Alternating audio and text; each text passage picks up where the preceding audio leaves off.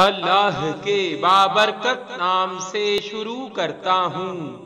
جو بڑا مہربان نہایت رحم والا ہے،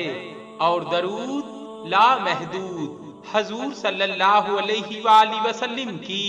بارگاہ ناز کے اندر، بارگاہ پروقار کے اندر ہدیتن، عقیدتن، محبتن، نذرانتن، تحفتن، مودتن، ادبن پیش کرنے کے بعد اصحاب حدیث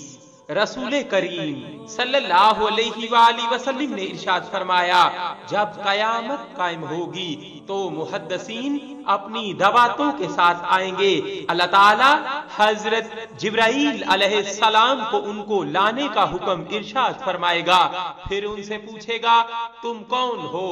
وہ عرض کریں گے ہم اصحاب حدیث ہیں، احادیث لکھنے والے۔ پس اللہ تعالیٰ فرمائے گا تم جنت میں داخل ہو جاؤ، میرے نبی کریم صلی اللہ علیہ وآلہ وسلم پر درود لکھنا تم پر طویل ہوتا تھا، صلی اللہ علیہ وآلہ وسلم۔ صلی اللہ علیہ